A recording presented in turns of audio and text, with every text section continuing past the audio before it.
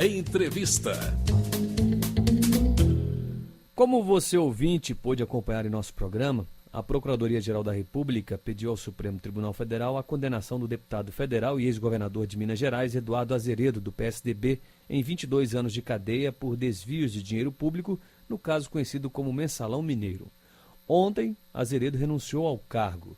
Com a medida, o parlamentar evitou uma possível cassação. Em contrapartida, Eduardo Azeredo perde o foro privilegiado. Este é o tema da nossa entrevista de hoje com o Dr. Alisson Leandro Mascaro, jurista e professor universitário. Dr. Alisson, muito obrigado por ter aceito o nosso convite. Seja bem-vindo ao programa Enfoque Jurídico. Boa tarde. Boa tarde, Miguelzinho. Prazer falar consigo, com todos os ouvintes da Rádio Nacional. Doutor, de início eu gostaria que o senhor nos conceituasse foro privilegiado.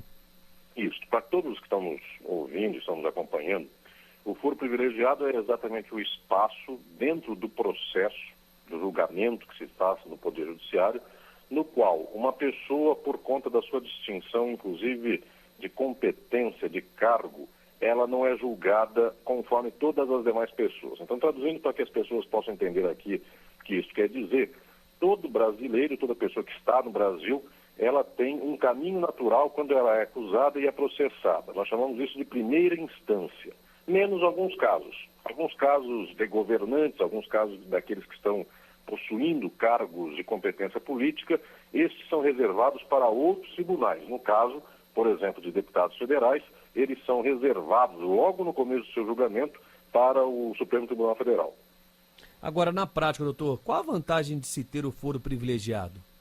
É bastante complexa esta questão da vantagem, porque poderíamos pensar o seguinte: um tribunal superior, pelo fato dele estar em Brasília, pelo fato dele ter sido nomeado diretamente pelo presidente da República, pelo fato de as pessoas por lá terem um contato maior com o mundo político, então isso poderia possibilitar um certo favorecimento. Por outro lado, também se pode imaginar justamente o contrário, estando em Brasília, tendo todos os holofotes da imprensa, dos meios de comunicação de massa, isto faz com que o rigor seja maior. Então, de início, nós não podemos dizer nem que sim, nem que não, para o fato de que o foro privilegiado seja melhor para alguém. Entendo. E é uma classe muito pequena que tem este foro privilegiado, como, por exemplo, os parlamentares. Exatamente. Os parlamentares, deputados, senadores, inclusive todos que estão nesta esfera acima da própria competência de cargos do plano federal, como, por exemplo, a própria presidente da República, todos esses têm um foro privilegiado. Doutor, há um princípio constitucional que diz que todos são iguais perante a lei. Em razão dele, muitos questionam a constitucionalidade deste benefício, isso é, o foro privilegiado. Qual a análise que o senhor faz sobre essa questão, doutor?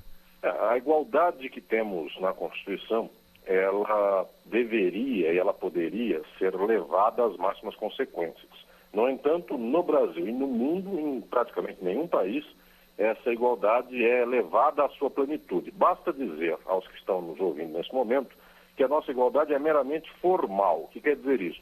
Ela só é perante a lei. Inclusive, as pessoas que nascem no Brasil e no mundo, elas nunca vão pleitear juridicamente condições econômicas, condições, inclusive, de vida iguais às dos outros, na medida em que elas eventualmente tenham uma condição inferior. O que eu quero dizer por isso é que a igualdade ela para num certo momento.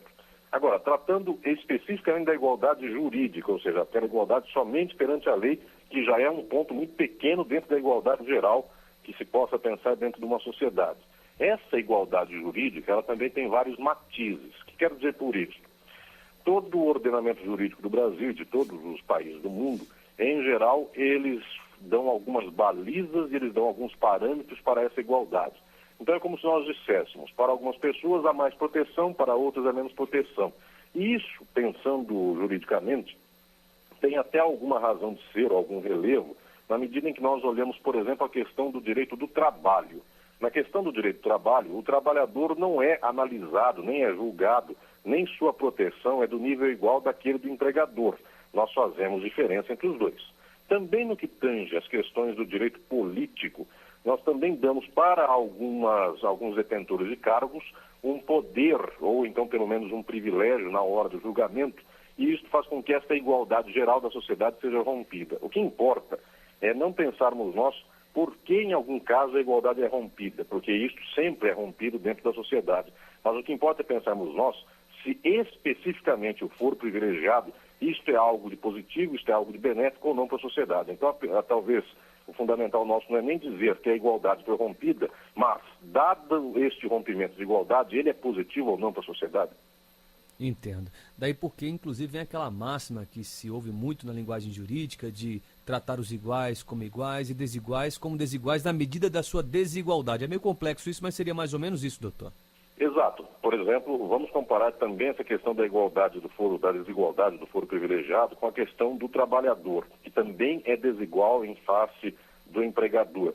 No caso do trabalhador, todas as pessoas são unânimes em dizer que é preciso proteger mais o trabalhador do que o empregador, de tal sorte que aquele que está na lide cotidiana, no seu trabalho, ele tem mais direitos, portanto ele tem mais proteção. Aí a pergunta vai ao campo da política, agora saindo desse exemplo do direito do trabalho para chegarmos no campo da política. Será que a política também precisa de proteção? Então, historicamente, no Brasil e no mundo, muitos disseram o seguinte: um deputado, um senador, como eles têm que dar opiniões, e as opiniões deles muitas vezes podem ser divergentes daquela dos governantes, eles precisam eventualmente de um foro privilegiado caso venham a ser processados por conta das suas opiniões. Tudo isso nós entendemos, isso inclusive é um ganho civilizatório de dizermos nós que as pessoas podem afirmar suas opiniões, ainda que sejam contra os governantes. Isto está muito bem. O que ocorre é que o foro privilegiado ele não está sendo utilizado em via de regra para questões como essas, da opinião, das ideias, do debate sobre os horizontes do mundo, da mudança da sociedade. Quase sempre tudo isso está sendo localizado e referenciado a questões muito pequenas, e eu diria inclusive muito mesquinhas, que são aquelas ligadas à corrupção. Portanto, nesse caso, é quase que um clamor social de dizer o seguinte: todos os demais que cometem crimes na sociedade têm um trâmite comum dos seus próprios crimes e alguns, por serem políticos, têm um foro privilegiado. Então, quando nós observamos assim, nós nos esquecemos da razão de origem do foro privilegiado, mas no final das contas nós percebemos a sua razão de origem pouco tem sido verificada na prática. Quase sempre as questões que envolvem o foro privilegiado são questões que estão diretamente ligadas à corrupção. Agora, doutor Alisson, neste caso específico, envolvendo aí o ex-deputado federal Eduardo Azeredo, dizem que ele renunciou para fugir de um julgamento pelo STF, pelo Supremo Tribunal Federal, e o processo voltar para a primeira instância, ganhando assim tempo e mais possibilidade de eventuais recursos. O senhor também vê dessa forma, doutor? Vejamos nós que quando se observa um caso como este, de um deputado que renunciou, tendo o seu processo já começado, o julgamento desse processo, o andamento, o itinerário processual já iniciado no STF, nós podemos dizer o seguinte: juridicamente, o deputado tem todo o respaldo da estrutura legal para poder renunciar. Qualquer deputado, qualquer senador pode renunciar a qualquer momento, qualquer detentor de cargo político pode renunciar a qualquer momento. Portanto, juridicamente, ele está aqui avalizado por todos os instrumentos jurídicos que tem em mãos. A pergunta não é essa. A pergunta não é se nós temos aqui um direito que dê permissão a um deputado de renunciar. A questão mais importante é exatamente esta que me foi indagada agora há pouco. Será que isto, no final das contas, esta possibilidade jurídica, ela não representa exatamente uma fuga de um processo que está com grande luminosidade, com grande atenção dos meios de comunicação de massa para reiniciar esse processo, contar eventualmente com o decurso do prazo, fazer com que esse processo esteja novamente num outro começo processual e em outras bases de julgamento? Será que isso pode ser a causa dessa renúncia?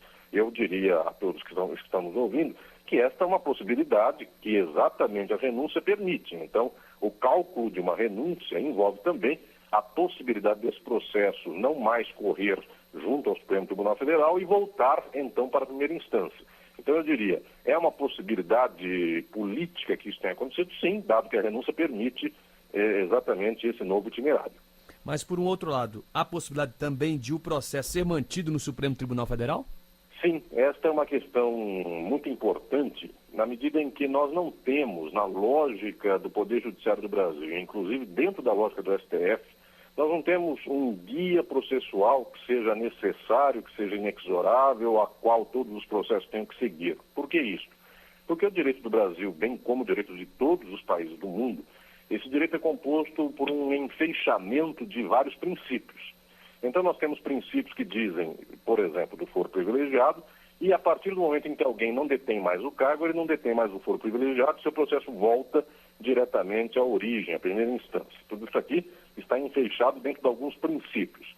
Mas existem outros princípios também que presumem que um processo, na medida em que o agente passivo desse processo, que é o réu, não se comporta de boa fé e faz todos os seus atos, como por exemplo da renúncia de um mandato, exatamente para evitar um julgamento junto ao STF, existem princípios que dizem que, nesse caso, observando-se então exatamente uma má-fé nessas circunstâncias, deve o tribunal que está já julgando o processo continuar com o próprio julgamento nas bases que já estavam dadas. Ou seja, nós temos aí vários princípios se entrecruzando e, em alguns casos, historicamente, o STF analisa o fato em específico e diz: neste caso, então, alguém que renunciou ao cargo, devolvamos o processo à primeira instância. Em outros casos, vai dizer não. Aqui houve uma declarada má-fé e, a partir daí, o processo continua andando junto ao STF. O que eu quero dizer com isso é que o caso desse deputado que renunciou por conta exatamente desses holofotes que começaram a surgir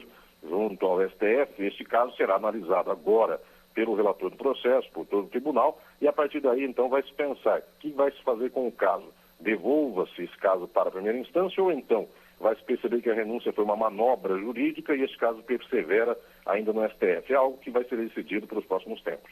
Doutor Alisson, para concluir, na opinião do senhor, o foro privilegiado deve ser extinto, como inclusive prevê projetos que tramitam no Congresso Nacional? Na verdade, o foro privilegiado está dentro de um grande arcabouço de questões que fazem a diferença jurídica dentro do Brasil. Quer dizer por isso, a pessoa, quando é condenada, tendo ela um grau superior, ela tem um tratamento privilegiado em face dos outros. O deputado, senador, todo aquele que detém cargo político também tem um foro privilegiado na hora do seu julgamento. Essas questões devem ser pensadas no exato limite daquilo que é funcional e fundamental aos seus cargos. O que eu quero dizer no caso dos políticos é que é preciso algum mecanismo de proteção exatamente das opiniões. Isso é fundamental e eu diria que a sociedade não deve mexer nessas questões. Outros casos, bem distintos desses, são aqueles que envolvem aquilo que tem sido a rama, o mais banal, o mais comum do mundo político, que são exatamente as questões que envolvem corrupções e práticas, inclusive, costumeiras e reiteradas de corrupção. Eu penso que, nesse caso, a sociedade deva amadurecer no sentido de tornar, talvez, mais forte, mais rígida, mais específica a possibilidade de controle dessas mesmas situações. E aí, nesse caso, talvez, em específico, o foro privilegiado deva, de fato, ser abolido. Nós conversamos com o Dr. Alisson Leandro Mascaro, jurista e professor universitário, que nos falou um pouco mais sobre o foro privilegiado e justamente sobre a renúncia também do ex-deputado, agora ex-deputado federal, Eduardo Azeredo. Doutor, muitíssimo obrigado pelos esclarecimentos prestados ao nosso público aqui no programa Enfoque Jurídico. Até uma próxima. Muito obrigado, uma boa tarde.